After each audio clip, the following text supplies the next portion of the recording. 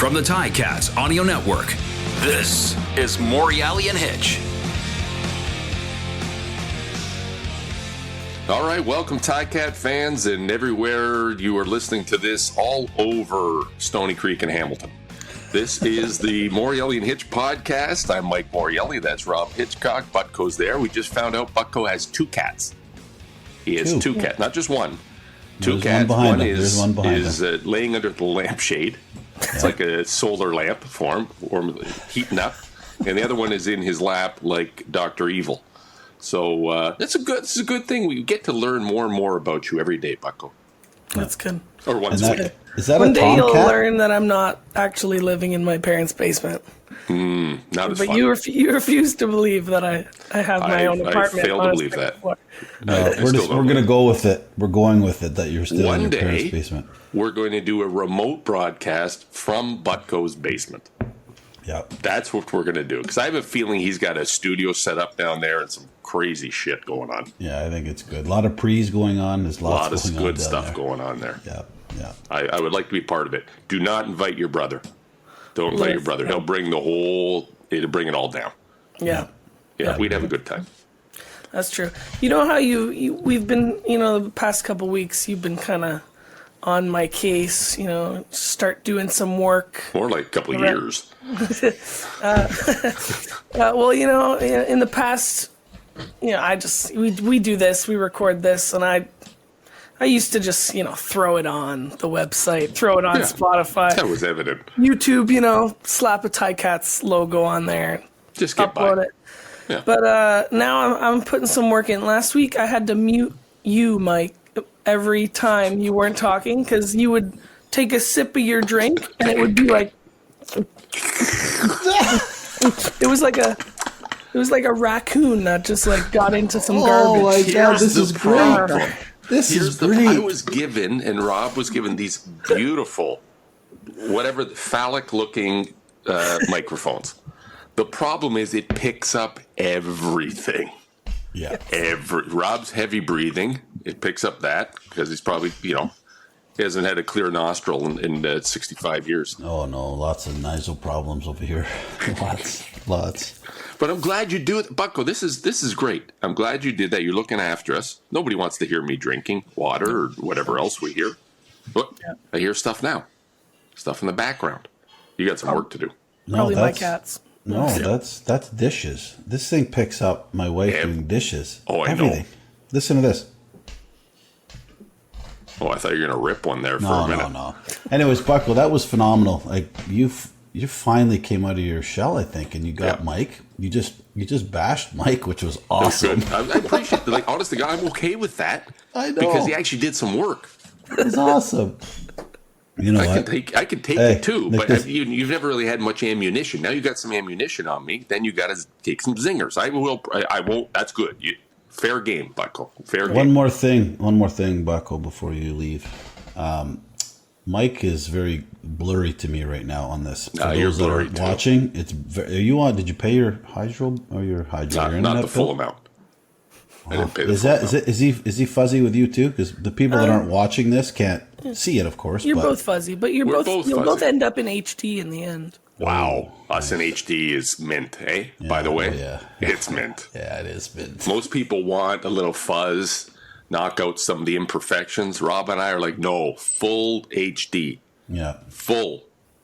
Yeah. Butko, you stay on standard definition, and you'll be just fine. All right. So, do we have to talk about the last Ticat game? I guess we got to mention it very quickly that it was not good. No. I mean, a little recap of. Argos are 5-0 right now. My God, Rob, benefit of the doubt, Mike. Seriously, they're a good team. They're a good team. It took me a while to get to the point where I say they're a good team because I'm trying to be respectful of our audience, but they're a good team. They are a good team. Ottawa 3-3, and we'll get to that game last night in a minute. Crazy. But, Montreal 2-3, and then Hamilton 2-4. So again, 2 points out of second place, right? So there's so many games left, but I look out west right now: 5-1 BC, 5-2 Winnipeg. Then it goes right down to 3-3 for Saskatchewan. 2-3, I think, was Calgary, and then 0-7, poor Edmonton. It's over 100, I think, in Edmonton. I feel like, again, we've spoken about this. Edmonton was the place, the franchise in the CFL for decades and decades. The way they did things was second to none. I mean, you spent 3 games there, and let's not kid ourselves. You probably got more T-shirts, hats, clothes, apparel, whatever, in your 3 days there than your 12 years in Hamilton. I got a lot of stuff, but I think, just to allude to what you just said, back when the CFL wasn't doing very well, and some teams weren't, when Hamilton before, pre-Bob Young, and when BC was in trouble and Toronto was in trouble, everybody wanted to mimic the Edmonton Eskimo at that time business model. That's right. It just worked. Like I was in Hamilton and played through some tough years, which was still great. I loved it. Wouldn't have changed a bit. And then had an opportunity to play under Bob Young for a little while. We both did, of course. And then, but going to Edmonton for those 3 games at that time, especially at that time, because Bob was, I think, like he said, remember what he said when he came in? He said, I'm going to surround myself with people that know the game. Right. And I mean, it doesn't take a brain surgeon to figure that out. But when you come into a league and you know the game, but you don't know the league, and you learn it and you hire people, it takes a bit. Like what you're going through with your stuff, right? It took you a couple of years, and so it just takes time to build, which is great. But getting back to the Argo Hamilton game, I don't know what's going on with. I mean, I know it's a third string. Powell, I think he threw for 275. I think he threw 4. But first half, horrible, right? Just, again, not going to blame him. He's been first. Yeah, it's tough. Really, his first in, game. But the D, I don't know what they're doing. It looks like they're playing a shitload of D or a shitload of zone, and they're just boom, boom, boom, boom down the field. He's throwing these curl routes, throwing these inside routes, like 15 yards downfield, and it was frustrating to watch as a defender. And I don't know, nobody's hitting anybody. It's just, when you talk about young quarterbacks, especially a third string quarterbacks getting a chance to play, your defense got to step up. You can't, like, you have to give your offense a break. You have to, just because they need to come together slowly. They can't be put, in situations where they got to go 100 yards the length of the field, bad situations, so one affects the other. Yeah. I mean, they've still got, they're not counting him out. They've got a huge opportunity still, in the back pocket. They know that the Grey Cup's in Hamilton this year, and, they're 2 points out of second place. They're going to be fine. When Bo Levi, hopefully, I think he's off this week. He's off the 6th game. Mm-hmm. So I don't know what his status is, if he's coming back for the next game or not. I haven't heard anything, but whenever it's a groin, if it's a groin or whatever injury it was, like hamstring, groins, all that, when it feels good, give it another week or 2. Time is everything with those. Right? Yeah. Right. Time is everything. So, anyways, I'm still really optimistic, and I'm hoping these guys are going to pull through and play some. I know Mark Washington's probably frustrated as hell right now too, but they've got the core, they've got the group of guys. That locker room would be phenomenal to be in, because they're a group of veterans and a group of young guys that know how to win. So you can't take that away from them. So I think they're going to be okay. Plus, they got everything they need, right? The Hamilton Ticat organization provides you everything now. Like it is. Talk about changing of the guard. I mean, they are top shelf, no doubt about it. And that's why people come here, and that's why they enjoy playing here. And I just got to get some wins on the field. That's the way this thing goes, man. It is what it is. So we'll move beyond that. Next time they win, we'll have a more lengthy conversation about what went right. Because when you lose, you and I know better than most, it doesn't hide anything. You win, it hides everything, even the bad. Yeah, you're right. Did you hear about Cheatwood? No. He went in the Roar store or whatever and took everything. No, he didn't. Not the Roar store, the Ticat store. Oh, I wish you did. The Ticat store. I thought about that the other day, because that's the one guy that would go in there and say, you know what? Oh, yeah. Morreale and Hitch told me to come in and said to grab whatever sweaters I wanted for his family. He probably had 45 people down from wherever he's from. And I didn't get to see. I didn't get the chance to get to the tie cut game because we had a one-day member guest golf tournament. That's all you do is golf now, eh? No. What's your handicap now? No, not too good. About 10. That's good. Sorry, I lied. It's like 13. Oh, it sounded good at 10. It was good. I started at 10. I'm 13. I don't play much, so. Oh my God. I don't once a week. I try to get out once a week, but. Well, you do have a job. We had so Kevin Glenn, of course, who was the honorary distinction. What do they call it? Alumnus of distinction. Yeah, so he was on for Friday, and I think he did well, but I didn't get to see him over the weekend. We grabbed his number, of course, but I don't think he was in any shape with his family. Well, you got family stuff. It's busy time, right? We always say, hey, yeah. Well, let's hook up. Rob is known as 100% Hitch just for that reason. 100%, he'll be there. 100% doesn't show up. That used to be. Now it's 99. So I had this, my 8-year-old daughter yesterday made me so mad but so proud at the same time. So she loves this. She's a lot of energy. My little one. And she's got 1,000 questions for me, and she's in the car. Hey, Dad, what's your favorite this? What's your favorite that? What's your favorite this? What's your favorite nuts? I'm like, I don't know. She goes, these nuts. No, I'm like, oh, for God's sakes, man. Where are you? She threw a D's nuts on me. How? At 8 years old. No idea. What's this world coming to? I was so mad at the same time she got me. I was like, oh, that was good. Did you watch a podcast? Because that's what we say. Well, you've got my nephew Miles, who lives across the street. Yeah. And Miles is the best. Yeah. And Miles just does whatever Miles wants to do. So those two are like two peas in the pod, and they get together and they just cause havoc. So that's the new thing going on. So it was upset, but happy at the same time. She got me good. Wait till she gets you with the number 2. Oh, yeah, it's common. It is. It's common. Yeah. Are you, so before our guest comes on, so I know we're going all over the place, but my son he's playing U18 soccer for Club Roma here in St. Catharines, and they played a team from Hamilton, Serbia. Oh, I played Hamilton, Serbia when I was growing up. Buddy, tough. These guys, the parents, the tough ones. Huh. I've never seen anything like it. It was of course they're men, right? 18-year-old guys. My guy's 16 still, but these guys look like men. I mean, I'm talking 220, 230 pound defender, 6'2". They score a goal. They ran from the net all the way to in front of their crowd. They slid. They're doing these op zoop naga loop choop chants. They're doing all this stuff.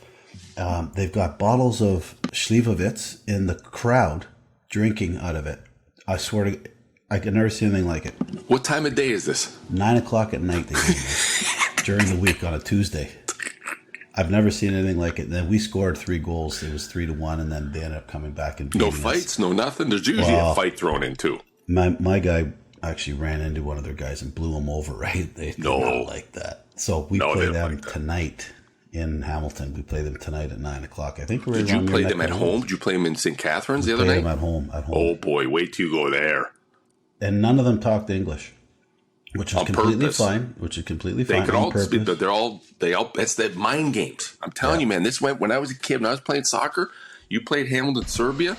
It was a tough game. Tough. The guys, they slide. Our guys are parents tough too. In the crowd. Bow. Oh yeah. So I'm gonna have to go tonight. Bring Fudd and a couple of boys with me. You never know. But I've never seen anything like it. It's like they won the World Cup. Oh yeah, it's big time. Yeah, it is. Anyway, they don't mess around. I don't even know where they play out of. There's got to be a soccer club. Somewhere on the hill, I think. I can't remember exactly. Anyways, but good times. Oh, well, just like that. Our guest is here. Our guest is here. Yes. Oh, Rob, do you want to make this introduction? Because this guy needs no introduction. Am I going to throw it over to you? Yeah, I don't think I can do this. How do you do this to a guy with this stature? This guy, I'm telling you, has been around the block many times. He's responsible for a lot of things that have happened in the CFL over the years. He's got records. He's got Hall of Fame awards. He's got All-Star awards. He's got Grey Cup rings. Just bring him on. I think he's a Cardinal. We got to ask him. Yes, he is. He certainly knows what the Buffalo Club is all about. Yes. So without further ado, Butko, would you please, this is like a highlight here. This is like CFL royalty, by the way. can you please introduce our next guest, the one and only, oh my God, Matt Dunigan. Look at that beautiful shirt. Wow. Look at this.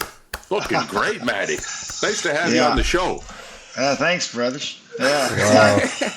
I was like, what the hell am I doing saying yes to a Monday morning freaking show with these two? Yeah. You should have known better. You should have known better. First of all, there'll be no football questions. We won't talk about the damn thing. We'll just talk about whatever the heck comes to our minds, which at this age and being the number of games we all played, who knows what that'll be. Yeah. That's right. Yeah. How long have y'all been doing this, Mike? We've been doing this now. What's this, Rob? Year 3? Yeah, I think so, too. Year and 3. Of course, you haven't heard about it, so yeah, it's about year 3. Nobody's heard. About 11 people. Okay, I'm sorry. We like to keep it on the down low, Matty, because we say some stupid shit. Yeah. That is that's a novel concept. Yeah. It is. Let's start a podcast and keep it on the down low. Well, listen, nobody's paying us more if we have more followers. So we're like, screw it. You're going to get the best $150 that life can give you right now. That's right. That's awesome.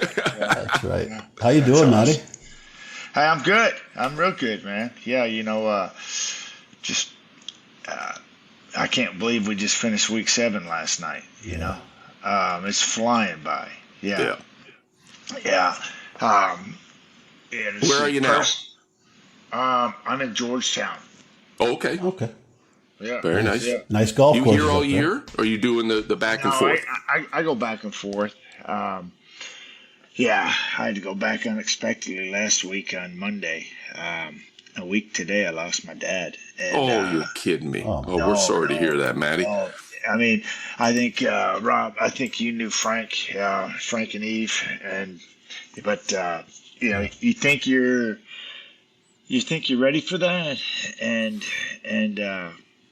but I don't think you ever are. But no. We got Mom in a good place, and I got back day before yesterday, and did the games this weekend, and I was back. Oh man, it's been a crazy week. I can't even believe it. Yeah, I did the Toronto Hamilton game, and then we did Saturday Sunday. So did it help you getting back in the booth? Did it help you coming back? Sure.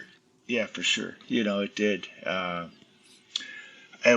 tell you, I had found out that Dad was in the hospital on a week ago Friday, and I said, I'm okay. I can do these games this weekend, and I was terrible. My head wasn't there at all, but I should have left, and but had a couple more days prior to. But his passing, it is what it is. But you asked me how I'm doing. I'm doing good. I got 3 grandchildren now, working on 4. Man. Yeah, and Kathy is going for Grandmother of the Year award. And, I bet. Yeah, I know, man. She's a warrior. She's the one that puts up with this mess. Allows me to continue to do this. My 24th year broadcasting. Can you believe that, guys? That's long. A heck of a lot longer than you played. Isn't that crazy? That's about twice as long, isn't it? Yeah, I played 14, and it's life goes fast, man. How you guys doing? Tell me about y'all. Man, we're good. Rob, I'll throw it to you first. Yeah. Oh, we're good, Matt. And again, real sorry about your pops. And if I could say to my dad, who you met many times as well, Phil, he passed away 10 years ago in May. So 10 years now? Wow. 10 years. So if it's, people always say time's a good healer. It is, but it isn't. I still think about him every day. So he's with us, and we've got a good support system with my brother John, as you know well, and my brother Paul, my sister. My mom's still going. Jeannie, she's 85, and she's living about 5 minutes away from me, so she's still going. She's losing it a little bit, like I am, but it's all good. But yeah, we're good. Michelle, we've been 25 years married in May, which is crazy. And my daughter. That is crazy. 25 years. You remember? Knowing you. I was going to say, best thing ever happened. Got him out of Hamilton, moved him down the road to St. Catharines, and that's it. The rest is history. My daughter Ava's first year at university at Brock here. Man! She's 19. My son's turning 17, and he's like a 5'4" handicap golfer. He's a great soccer player. He's playing AA hockey, so he's starting to grow. I was that kid in grade 11. I was tiny, and then I started growing, and he's now 6 foot. Is he? I haven't seen him in a bit. Yeah, he's 6 Holy feet. smokes. So he's crazy. He wants to play. I've been trying, Matty, and this is another conversation. We could talk all day long about, your boy and how he went through and played football, and then you had the conversation with him, and that's just a totally another story. But with my guy, I always wanted him to play a sport like football because of the camaraderie with the 50, 55, 60 guys in a room at high school, as opposed to playing golf, but you're really by yourself. Hockey, you're with 18, 19 guys. Soccer, you're with 15, 16 guys. And you've got that tight group. But when you're playing with 60, 70 guys that are in a room and you're learning different cultures and you're learning that, I want him to get that feeling. So I think he may try out this year because he's a heck of a receiver. He can catch the ball and he can throw and... Anyway, so that's enough about that. But I just wanted to feel good it. Stuff, and to hear your take on that, that's the real life stuff that needs to be talked about, and what you're doing and how you're navigating through that and trying to influence him and yet support him and listen to him how he's growing and what he's learning. Those life lessons are what made us today who we are, and being involved in this particular sport. And that's just not to say that being by yourself and figuring it out by yourself is not a good thing, but our experiences are that football is the biggest teacher of life lessons than anything. And because of what you just said, so many different personalities, so much of sprinkling in a little of this, sprinkling a little of that, and knowing how to listen, when to say something, just being accountable, doing your freaking job, and then when to step up, when not to. It's, to me, I'm right there with you. It's. Ain't nothing like it. And Mike's on his fifth wife, eh? Mikey's on his fifth wife. Not quite, but boy. Are we recording right now? Yeah. We're recording. This is but it's not live. It's not live. Don't worry. Oh, like okay. Adam Reed told me. Because I was going to say something that might not have been appropriate, So far, I've had the filter on so far, and I was being careful, and now it's really good to know that. So I'll double layer the filter, and I'm good. Yes. No, listen, it's the third, Rob. It's the third, and like Adam Reed had told me, the last one's like the caboose, the end of the line. That's what I'm told. That's it. That's but the problem. Funny enough, Maddie, I had to import her. I had to bring her over from Texas. So she's a Dallas girl too. So she went to Mansfield. I was reading your bio. I knew you were a Texas guy, but to me, I hear that twang and I think of Louisiana because you played there, and that's always in the back of my mind. That's where you're from. Yeah. And then I saw you went to Richardson High School. She went to Mansfield. But what was it like growing up in Texas playing football? Talk about football in the America, and that is the place. Well, I think we've all seen the movie. If you haven't, Friday Night Lights, check it out. That's a pretty good description of what I grew up in. I grew up playing football in the early to mid '70s in the state of Texas, where we had caravans going up to Paris, Texas, to Sherman, Texas, to Greenville, Texas, and those places are 45 minutes to an hour and a half away, and our caravan would be half a mile long, being police escorted in and police escorted out. Crazy. And the reason why is because there was it wasn't safe. Our high school was 50-50 black-white. Our team was the same. We didn't know color because, as far as football goes and sports goes, it eliminates you to being, you're just colorblind.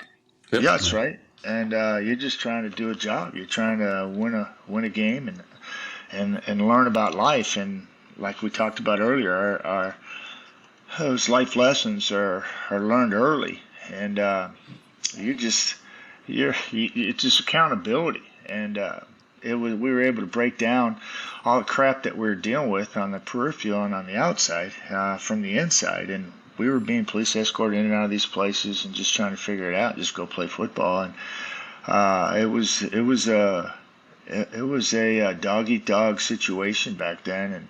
And the expectations were high because you had a 7th grade head football coach, you had an 8th grade head football coach, 9th grade, 10th, 11th, 12th, and everybody's trying to move up the ladder and earn better paycheck and become known in the state, become a head coach, and then you go from head coach in high school, then you slide over into the collegiate world, and then you're trying to work into certain conferences, and it's a dog eat dog world. People are moving up the business ladder in the world of sport and football, and they're pushing you as hard as they possibly can, and it's just dog eat dog, and you learn how to be accountable, and you try to play perfect football. And so when I watch the game up here and I'm watching people drop footballs or throw picks or take stupid penalties after plays and whatnot, I revert right back. In fact, I was watching the game the other day, BC game, and they had the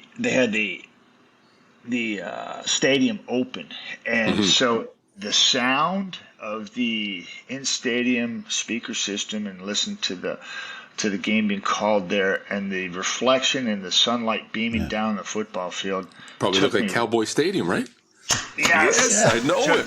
Took me right back, and and it gave me goosebumps, and it just locked me right back into my roots, and which we're talking about, Mike, and that's that high school football and going to Texas Stadium and wanting to be a Cowboy and watching Roger and Randy White and Jeff Coat and freaking Too Tall and crazy. Yeah, Walt Garrison. I'm talking about. And then I go up to the stadium, and who's running the stadium stairs but Charlie Waters, Cliff Harris, and free safety, strong safety, the Cowboys. And if that doesn't get you pee hot, nothing is. You start running the stadium stairs like no tomorrow, because if it's good for those guys, it's good for freaking me. And that's the world I grew up in. It was a lot of racial tension, and just unbeknownst to me, I didn't understand it. But football was a safe haven for us, and we learned that people were not,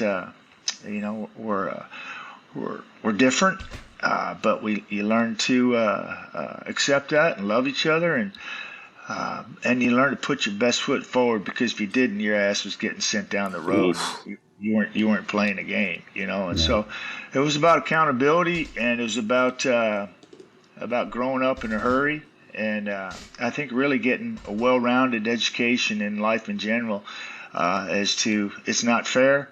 And if you're not good enough, you're not going to get the job. And if you don't perform each and every day, you're going to lose your job. And so, to me, that's what Texas high school football was all about back then. Man, and I get a little taste of it now. So when I go back there, one of my good buddies lives in South Lake, so they got a great program up to South Lake, and same thing, man. Like your buddy's living in South Lake. He's doing pretty all right. good. He's doing okay. He's doing just fine. But just to see, and of course, South Lake is like this little piece of. I'm not going to say heaven, because it's totally different than what other people experience in Texas, right? You live in a little bubble in South Lake. Things are good there. Yeah. Well, but we were. I was in the Richardson Independent School District. I played at Lake Highlands, and I mean, some of my best friends, lived.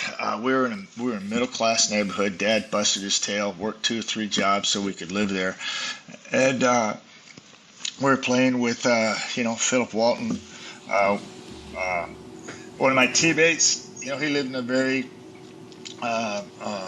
low class area, and I went over there. He came over to my house. He spent the night at my house, and there's reverberations across the neighborhood about what are the Dunigans doing, and we're being real. We're being real. That's what we're doing. It's like everybody's welcome here. And I was welcome there, and we broke down barriers. I really think, and showing people that we all can get along and love each other, and it doesn't have to be segregated. And I took that mentality with me everywhere. When I was bounced out of the state of Texas and didn't get a college scholarship there, or one that I was comfortable with, I was fortunate to get one at Louisiana Tech, and I had to stand on my own 2 feet going out of the state and learn and being in a different culture there, and And my background served me well. It was about doing the right thing, being accountable, being a good teammate, and real. And that's kind of carried me for the next 40 plus years. So yeah, well, that's the here old we are. FIFO, I'm talking right? to you two yahoos. Oh yeah, two knuckleheads here. Yeah. I say it's our experience is it's FIFO, fit in or F off, right? That's the way the locker room's got to be. Yeah. I mean, but it's like Sean Lemon signing in Montreal. This past week, it's like, what took so long? To me, it's like he's good. He's a great football player. He can help you out, and I'm just glad to see him back. For some reason, first 7 weeks of the season he wasn't good enough. But crazy. It doesn't make any sense to me. Because football is about accountability and best man plays. Best, and to me, it's that's a big lesson to learn. And the world we live in today, it's not necessarily the case. No. So I don't even know, Rob, where to start with Maddie, because we already started. I don't know where to go next. We've got the CFL, we've got Birmingham experience, we've got what's happening now with the Elks. The S to me, but the Elks. Like, there's a lot of stuff. We can go on for hours, but talk about some basketball. We talk about some basketball too. Right. Absolutely. I mean, you're destroying it, man. I can see you being the next commissioner of the Canadian Football League. That's what I said. Listen, to even have that as a kid growing up and watching the Ticats as a 5-year-old kid and loving the CFL and still loving the CFL and playing, and just the thought of that is mind blowing. It's certainly no one's asking me, and it's not appropriate to talk about it, but it's an amazing. I know it's just an amazing. It's an amazing experience I'm having now, because really everything that's happening now is what I learned through the CFL. Everything, right? Because that is the breeding ground for domestic sport in this country, and I learned it, bad, good, and otherwise. And so the CFL will always, it shaped all of us, right? Continues to shape all of us to this day. Yeah, but you took a step outside your comfort zone. Yeah. You took on a responsibility that you're able to parlay your life experiences in the CFL and elsewhere into what you're doing now and being successful. And to me, that is great breeding grounds and background for moving forward. In the position that I said, if that ever came available, I know I'd be voting for it. Yep. Thank you, man. Well, for our 100, how many guests do we have, Mikey? Like 7 or 8. 7 or 8. For our guests that are not watching this, Matt, we are talking with CFL legend, Hall of Famer, Matt Dunigan, one of the best quarterbacks that ever played the game. And Mike and I had a privilege of playing with you, Matt. And I played against Matty. I missed Matty when he came to Hamilton because I was in Toronto still. Yeah, but and I go back. Sorry, I don't mean to cut you off, but that's that fine. Toronto, I did mean to come. Exactly. Well, I got more important things to say. When I was in 1996, you played a lot of years, but this one here is, like, to me, one of the biggest missed opportunities for the East Division football was when Doug Flutie was in Toronto in 96. Yeah. And you were in Hamilton in 96. And I still remember the first time we got together, you guys came down and beat us, if I'm not mistaken, in overtime. Or Vandy won. I can't remember if Vandy kicked and we won in overtime, but it was going to be. You did not win, Mike. There you go. I tried to slide it in. 38-36. We kicked your ass. See? That's right. Yeah. That's right. But that. And we know, everybody knows that, that later on that season, not too long after, you suffered another big hit, and that was it. You had to call it quits. But that, to me, as a fan, as a fan, that was shaping up to be like electrifying. Do you ever think about that moment, or you just kind of have to walk away from those type of things? Yeah, a lot of that's been etch-a-sketched out of my brain. I go back and I read about it or I hear about it.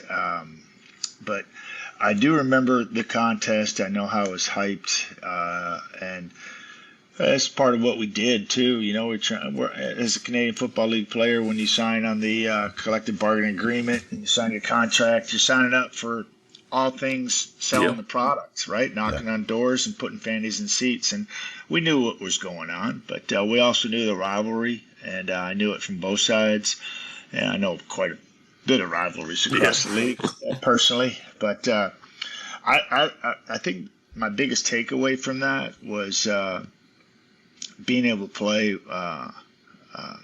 with Earl Winfield, and I just wished we had hooked up earlier. He was special. I knew the other guys, Ted Long and Baby J and Marcus Grant, some of the guys on our offensive side of the football, and certainly playing with great friends and on defensive side of the ball, Big Swole, Mumford, and Rob. These guys, future Hall of Famers, and you don't know, and we're just head down grinding, trying to figure it out. I left the Ticats. We were 4-1, and it was the worst time of my professional football career. And but I do remember the excitement around our football team. We had Don Sutherland as our head coach, and Don Sutherland was AC there yet?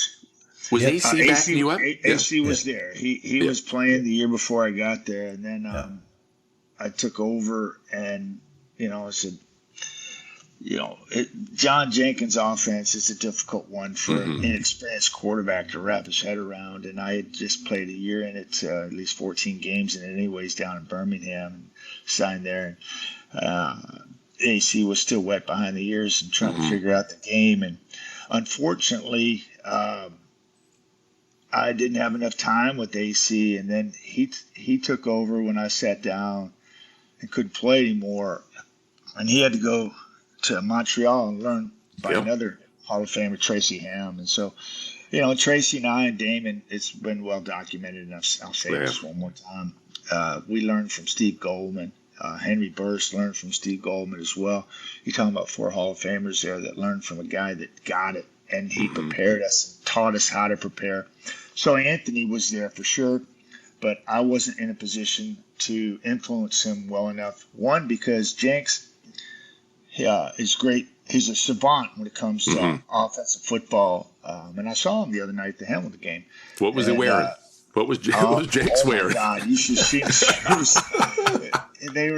They were like pointed roach killers, and they were sparkly on like 3/4 of the point.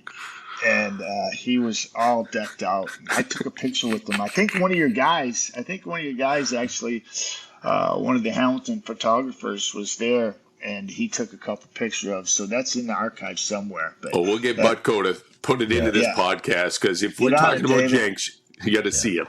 Yeah, you do. And he was a savant, right? But he just wasn't. He wasn't really a teacher of the game of the Canadian Football League. He was a teacher of his offense. AC, was just swimming, I think, and he just couldn't grasp it. But then he went to Montreal, and the rest is history. But the time in Hamilton was special. I do remember the teammates and the opportunity that was in front of us, and unfortunately, it didn't unfold that way, and it all came to a halt unexpectedly and certainly too quick. So. As far as that goes, and the shoulda, woulda, coulda is, kill you. Part of the ride, right, Matty? It's part of the ride. Right. You learn from it, and you move on. And that's let me see, that's 27 years ago. I like that cup. What's that cup say? It's a lot. It says, "Here we fucking go again." Oh, I mean, good morning. Can you see that? Good morning. Love it. Robbie, over to you, buddy. Yeah, no, we just kind of talked about it, but I was going to ask you, because you played in the league for such a long time, and when you came into Hamilton, our fans are, the Ticat fans, pretty well the best in the league when they get rolling at the old Iverwood Stadium. And when you came in first, like, what is your impression of Hamilton playing at Iverwood Stadium for all those years, and then coming into the stadium and seeing that, which we loved, and Mike and I talk about this all the time. Our locker room was a dump, and we loved it. it was home for us. It was when we went into that place, didn't matter if the walls were leaking, the toilet was leaking. You knew where the beer was in the basement. The beer was in the basement. Right. We didn't care, but I mean, compared to the other stadiums, I mean, Winnipeg wasn't very good at that time when we first came in the league in '95. They were all not very good, except maybe BC, Toronto, and Montreal was kind of horrible as well. But when you came in, just for the fans, what was your impression? I know we had talked about it because my brother John, you met about 5 weeks in, I think 6 weeks into the stadium, and it was a lot of fun. He was pretty stoked to meet you and Kathy and everybody, but just the fans, like your vision on what the fans brought to the game in Hamilton. Well, I mean, the cool thing about the CFL is the interaction between the player and the fan, and the relationship and the marriage. It's good and bad, but they love you through good and bad. And when I came to Hamilton, it was more of the same, and it was kind of a fitting end to be showered with love and affection and support by some of the most devout fans in the Canadian Football League. And it was another day at the office. It really was. It was, like I said, more of the same. You get involved. It's reciprocation. It's extend a hand, get involved, get to know each other, and the bond grows even tighter. And because it's there naturally, because of our efforts and because of their consistency and love of the game and the product and their pride. And it all comes together in a nice, you pour it all in. It's like making a smoothie in the morning. You pour all these ingredients in, it comes out tasty. And it was more the same for me in Hamilton. It was like it felt like I was home. It was a hard-nosed mentality. I love that. I always remember playing Ticats for 13 years, going up against them. Yeah. You'd walk in and you'd limp out, and it was just that type of environment. And we learned to keep our helmets on. It was much like on the sidelines, especially. It's much like playing in Texas, Rob. We never took our helmets off from the time we got out of the bus to the time we got back on the bus after the ball game. And Hamilton was the same way, and it felt good to be on their team, so to speak, on their side, so you didn't have to worry about that. You had the support of some really hard-nosed, tough, devout fans that had you come hell or high water. And unfortunately, like I said, it didn't work out the way I anticipated. But you know what? I got to meet your brother John. Kathy, may she rest in peace. It was we drank a lot of Seagrams, played a lot of cards, and you guys helped me through a really tough time. Tommy Gerhardt, yourself included, Andrew Grigg, and your brother. It was like, who knew? I mean, I was reeling, and my career was quickly came to an end, and I was searching for answers and trying to get my head unscrambled and seeing 6 neurosurgeons across North America and all telling me the same thing. Your career's over, son. Don't ever step on the field again. And I've got fans, these devout fans, that are expecting me to come back. And when's Dunigan coming back? And then it became a contract thing. Oh, he's trying to get paid. I'm going like, screw paying. I'll play this game for free.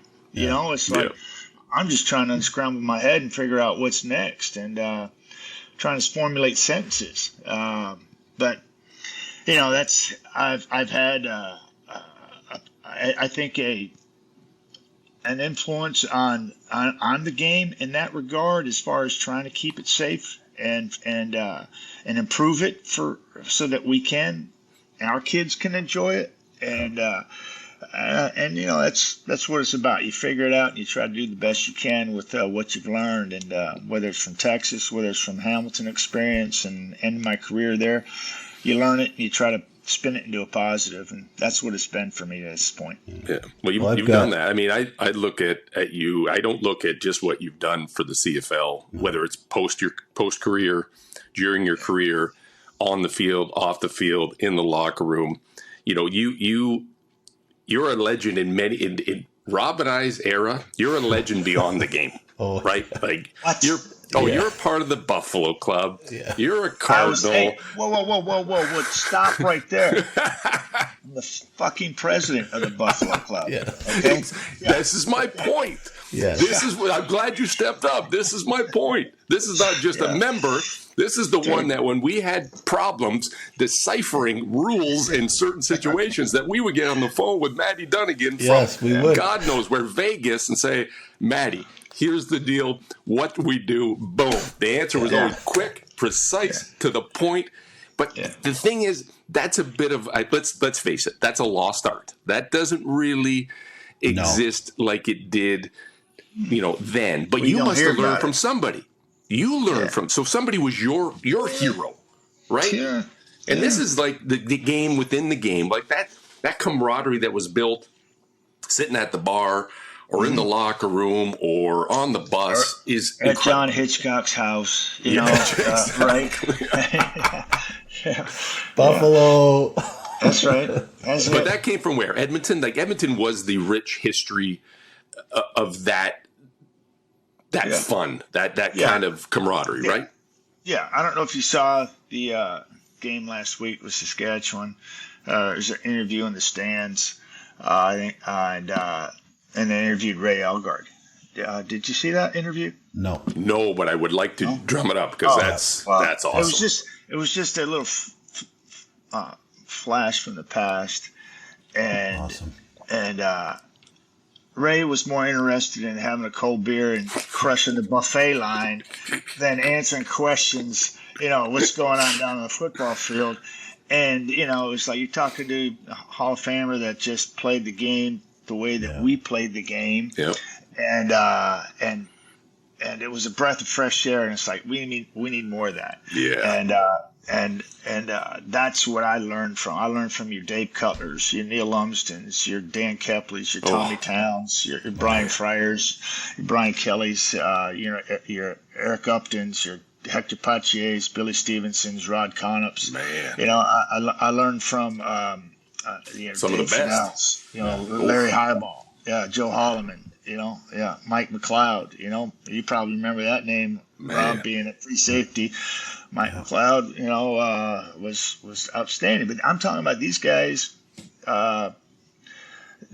Coaches and general managers sign players. Coaches coached players, but players chose players on that football team. Yeah. And they were the ones that made the decisions on who stays and who goes. And you talk about culture. It wasn't a coach or a GM setting the culture, and it was players making sure that anybody that suited up in that uniform or sticking around was their type of player and their type of guy. And I was fortunate enough that year to be one of two guys to make that team in 1983, and that was Blake Dermott and myself. Oh, wow. And only two people made that club in 83. And I learned all my life lessons, football lessons as a pro, how to be one, both on and off the football field, some good, some bad, from those guys. And I'm still in contact with a ton of them. That's awesome. I know. Dave Cutler always writes me, after ball games, and saying something. Eric and Nancy Upton are still really great friends of ours, and Rod, obviously, we're always speaking of Rod. He and I are on the selection committee for the Canadian Football Hall of Fame, and these people are just as real as the day is long, and nothing really has changed except for our experiences and where we're at in life and what we're dealing with. But the approach never changes because of it. Well, I look at the time you spent, the short period of time in Hamilton, your influence on Rob and I and the rest of the teams going forward, was felt. Like that, we knew you spent enough time in Hamilton, as little as it was, to influence how we ran the locker room. I got there in '97, a year later, and, over the 98s and beyond. But then Ronnie came in, and Ronnie said the same thing you said. This is your locker room. Yeah. You police the locker room. You decide who stays and goes. But that's that mentality. I'll never forget when even Don Southern, and you know this as well as anyone, Matty, and then Ronnie came in and did the same thing. Don would come to, to Philbrick and to myself and to Cooler, and he'd say to these guys, who's not fitting in the locker room? It's not about, you could be the best athlete there is, but if you're not fitting in, that means you're not going to win ball games. And it's just, so to getting back to your point to say, policing the locker room, the coaches let us run it, and we basically dictated who is going to play and who isn't. And you didn't want some candy ass next to you that wasn't going to step up when the shit's hitting the fan. You wanted somebody that you trusted and knew that was hard nosed and could overcome whatever. And I remember sitting in the courtyard. What was the university we practiced at? South. Brock. Brock, yeah. Brock. I was sitting in the courtyard of Brock, with Sudsy at night, smoking freaking backwoods cigars, and and going over the rosters, and doing exactly what you said, just kind of weeding out the weak links and giving them my impressions, and that's Cal Murphy was the same way, right? Yeah, and. Adam Rita was the same way. Don Matthews the same way. The same way, yeah. And we're talking about guys. Legends. And won a lot of football games, a lot of championships, and so it's always good to draw on those characters and those men that influenced us, and it's just not us. We learned from somebody. And to answer your question, I learned from that Edmonton club that had won 5 in a row, and I was very fortunate, because I didn't know anything about this game, and I watch a kid like Dustin, Crumb Dog Millionaire. It's like he. I've never seen anything like that, but. It seems like he's got this game figured out. I watched Taylor Powell the other night, called the game, and I watched him progress over 4 quarters. And at the end of the game, he's pulling it down and scoring touchdowns, and it's like, and he wasn't doing that earlier because evidently that wasn't his thing in the university. And, in the CFL, it's got to be your thing because you only have basically 2 downs to work with, and you got to make something happen. And he learned that. And I watched his growth. I watched Crum grow over the last 3 weeks. I mean, he was that close to beating Winnipeg. Was it Winnipeg? The game before there, I think, wasn't it? Yeah. It was, and he got tackled at 3. I think Alexander, or was it Winnipeg? Anyways, 3 games ago, he got tackled at the 3. Otherwise, they would have won that one. And then he goes out and wins 2 overtime games in a row. I know he's got a lot of help out there, but just the growth and how quickly he has adapted. And, I was fortunate. We were winning some games as I was learning the game. But, boy, I really didn't feel like I had a grasp of how to play this game and all of its nuances maybe 7-8 years in. Wow. I was a slow learner, guys, And it was and I watched somebody like – and we, Chad Kelly. I watched the decisions he makes, and the other night I saw him after the game in Hamilton, and he's had his big pizza in his hand, because that's what players they get pizzas, a whole pizza. It's like, here's your pizza, here's your pizza, here's your pizza. It's like I saw him in the hallway, and he had his pizza in hand. He had his right hand wrapped up because he got it banged up a little bit. And we chatted for a few minutes. He says, "What'd you think?" And I said, I saw 3 plays where he made, stupid decisions, and those are the truth. Coach, 3 plays, 3. I can't tell you. I would have had 30, if I was playing my 7th game or, and to me, these guys, they're playing in a different world of football and expectations of win now. They're not really afforded the opportunity to learn the game, and we need quarterbacks. You guys know it. This game's driven by that position. And I was really excited to see Taylor Powell play because I think he's got a bright future. Certainly Dustin Crum. We were looking at Chad Kelly. And we're looking at Mayer. In Calgary last night, he made a couple decisions, a couple poor throws under duress. That's what you do, Rob, is put us under duress and make us make those stupid decisions.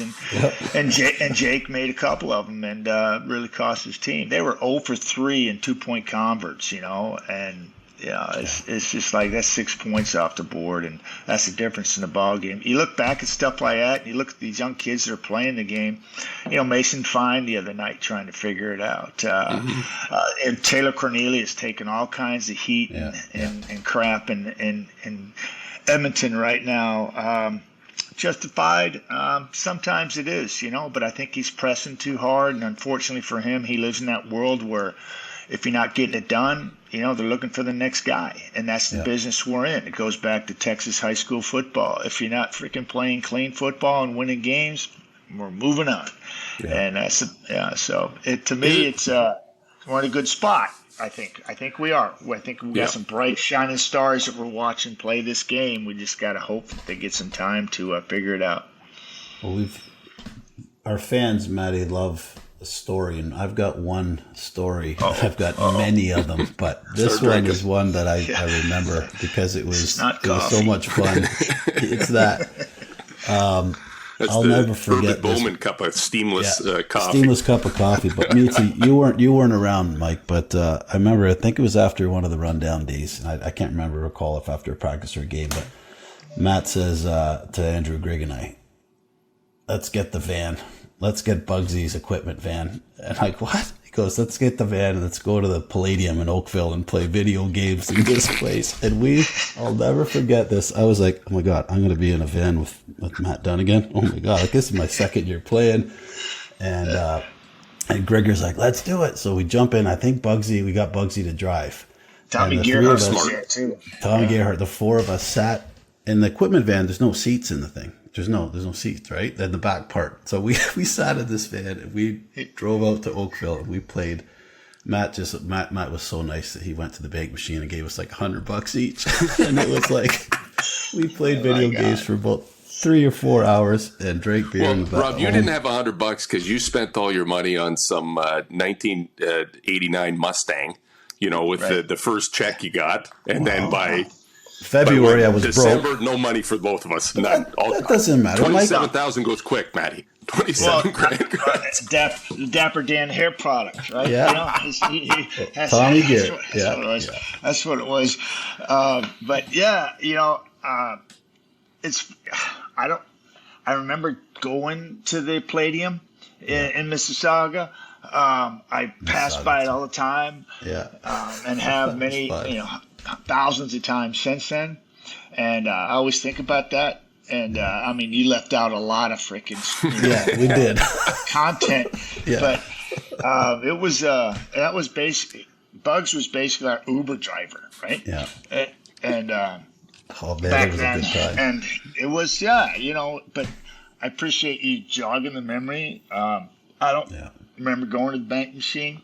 No, Andrew did for you.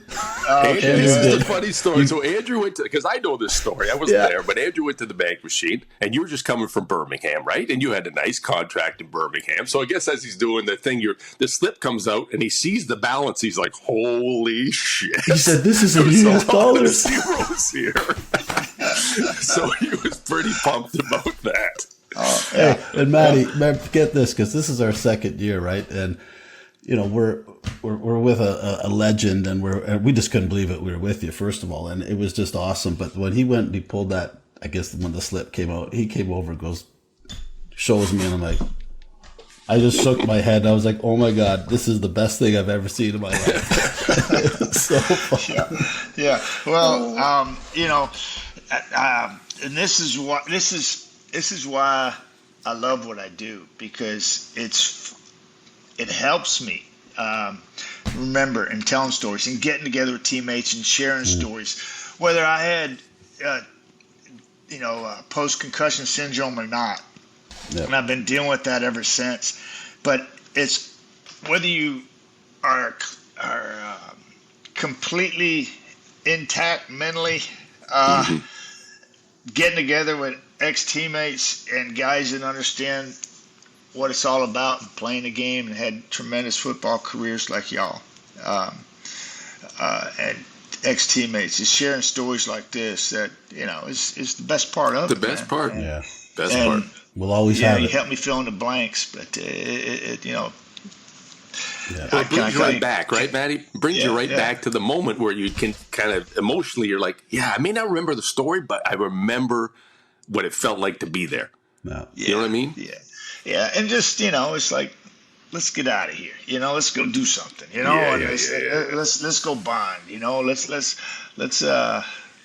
something a little different here. And but that must help you in your current role, right? Because you're kind of on the road, right? You get a little escape. You're surrounded by football. It's been a soft landing, I would say, for you, right? Like, it's nice to still be in the game.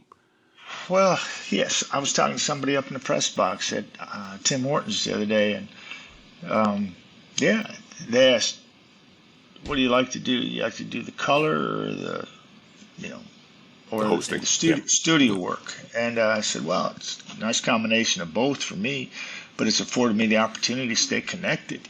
I was the head coach GM there in Calgary in 2004 in a very non-winnable situation. Wally Buono left in 2002. Jim Barker was fired after 2003. I came in 2004. I was fired, and then new ownership took over, local ownership, and Federick was out. And we were there for the wrong reasons. It was for Michael Federick's son to play football, and it was a tough spot. But when I was there, in a matter of 6 months' time, the 20 years that I'd put in prior to that was almost completely obliterated and erased from the scene because of I was deemed not capable of coaching or being a general manager. Plus, I had to be an offensive coordinator too, because our salary cap and management system that we're dealing with was totally screwed back then, and we were working with $500,000 less, and then everybody else for a number of reasons. I'm not going to get into it, but my point is, back then, I got out of coaching after I was fired, not because I didn't want to do it anymore. It was just. I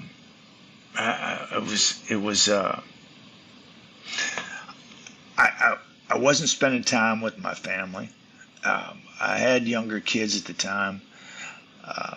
And football coaching can suck the life out of you. It'll suck everything out of you that you have to give it, because there's always something else to do. You're never finished. And I realized then, and I had a phone call from TSN, and I didn't talk to anybody for 6 months until I resurfaced on TSN, who I'd worked with 5 years previously.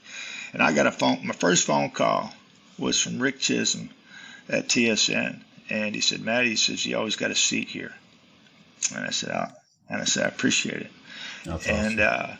And I healed. I licked my wounds. I healed. I didn't speak. I didn't give an interview. You didn't hear from me. I was like, I'm not giving them the token. Yeah, I appreciate the opportunity. Screw all that. It was like I was hurt, man. I was gashed. I was bleeding profusely, and I was not freaking happy, right? And I had to come to grips with who I was. And I came out on the other side, I think, a better man for it. And I'm still trying to erase the memories of what people have about me being there in 2004 and saying, "Oh yeah, you were 4-14 and you sucked." And it's like, you can kiss my ass. I said and I got back into broadcasting, and I love it because, Mike, you said it. It affords me an opportunity to still be involved with the game, influence the game in some way, shape, or form, give people my take on it when I'm calling a game, or little increments that we have and opportunities to talk about the game from our panel perspective and have fun with it. And the game of football is supposed to be fun, and it's about camaraderie and team, and I'm still happy to be involved with that after all these years. It's a great gig, and it's been a lot of fun to stay in it in this way, in this capacity, because I think the other one, I might have been done already. I might have been, it would have sucked the life. It would have sucked the life out of me. Yeah, I got a lot of respect for coaches. It's not in my bloodline. Mm-hmm. Ain't gonna happen in my lifetime. But I feel your pain. Yeah, and you're smart in getting the management side of things. Where you can make those decisions. You know, and so. Yeah, it is a tough life, and I, oftentimes we talk about these coaches and decisions like they're expendable, and they're really not. These guys are going through it 24/7 on a level that a lot of people can't even comprehend.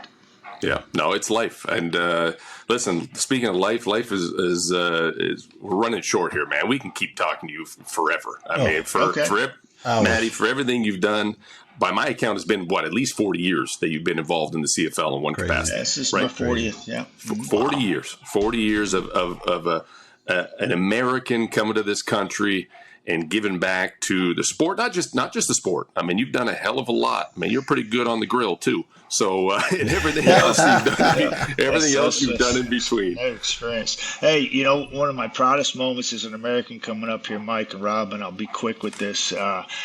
It was 2010. I was chosen to run in the longest torch run in the history of the Olympics, and as an American, to be able to in the streets of Mississauga, be able to run my little segment in that and carry the torch for the opening of the Olympics, I was extremely honored to have that, and I still have my torch and my outfit and my hat and toque and gloves and my wife and I went out to Vancouver there, and we watched. I think a country change of mindset back then in 2010, because it's lead up to that Olympics, and I hadn't seen the outwardly drive and understanding of competing in my years leading up to that, and I saw it come out that those years leading up to 2010, it was on the podium.